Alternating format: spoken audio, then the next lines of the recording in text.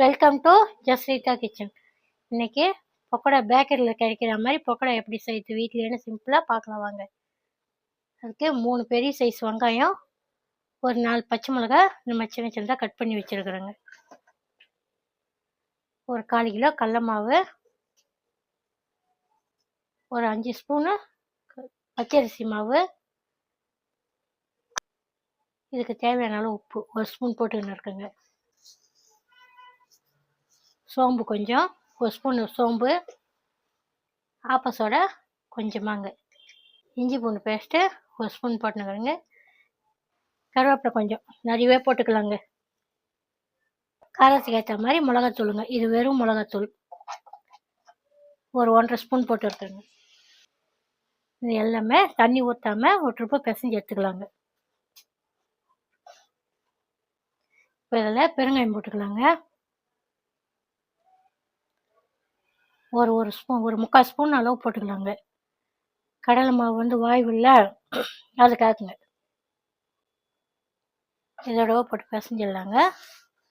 பிசைஞ்சிட்டு நான் ஆல்ரெடி எண்ணெய் காய வச்சுருக்கேன். நல்லா காஞ்சிருக்கிற எண்ணெயை ஒரு குழம்பு கரண்டி அளவு எடுத்து இதில் ஊற்றிடலாங்க.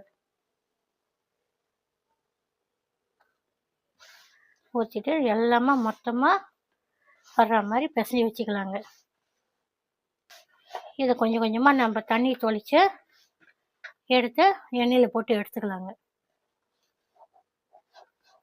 இப்போ பாதியாக பிடிச்சிக்கலாங்க. இந்த பாதிக்கு மட்டும் நம்ம தண்ணி தொளித்து போட்டு எடுத்துக்கலாம்.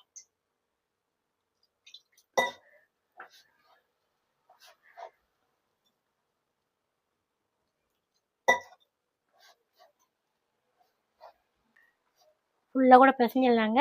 வெங்காயம் வந்து தண்ணி விடும், அதுக்காக தான் நம்ம தேவைக்கு ஏற்ற மாதிரி நம்ம பிசைஞ்சு போட்டுக்கலாங்க. இந்த அளவுக்கு பிசைஞ்சா போதுங்க. எண்ணெய் காஞ்சிட்டு இருக்கு, இதில் போட்டு எடுத்துக்கலாங்க.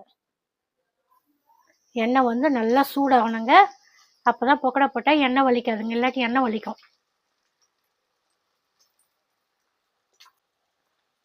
இதை உடனே கலர் கூடாதுங்க, ஒரு 2 நிமிஷம் இருக்கட்டும், அப்புறம் பார்க்கலாங்க.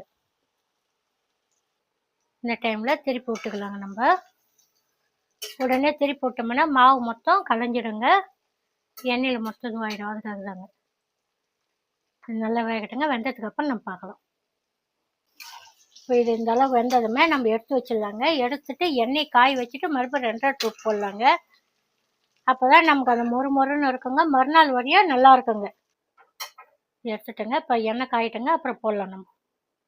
இப்போ நல்லா எண்ணெய் காய்ஞ்சிச்சுங்க. இப்போ நம்ம எடுத்து வச்சிருந்து அதில் போட்டு எடுத்துக்கலாங்க. நல்லா செவந்துச்சுங்க, நல்லா வெந்து வந்துச்சு பாருங்கள். எண்ணெயும் அவ்வளோ இழுக்காதுங்க, இதுதான் 2 ட்ரிப் இந்த மாதிரி போட்டு எடுத்தனால. அவ்வளோதாங்க, இது மொத்தம் போட்டு எடுத்தாச்சுங்க. 1/4 கிலோ மாவுங்க. இது ஒரு 50 ரூபா 60 ரூபா தான் அங்கே வருங்க. கடையில் வாங்கினோம்னா இதுவே 150 ரூபா ஆகுங்க. நம்ம வீட்டில் சிம்பிளாக முடிச்சுக்கணும் பாருங்க. இது இதே அளவுக்குள்ள போட்டு நீங்களும் செஞ்சு பார்த்துட்டு கமெண்ட் பண்ணுங்க. உங்களுக்கு எங்கள் பார்த்து தந்துட்டு பிடிச்சிருக்கோன்னு நினைக்கிறேன். சப்ஸ்கிரைப் பண்ணிட்டு பெல் பட்டனை ப்ரெஸ் பண்ணுங்கள்.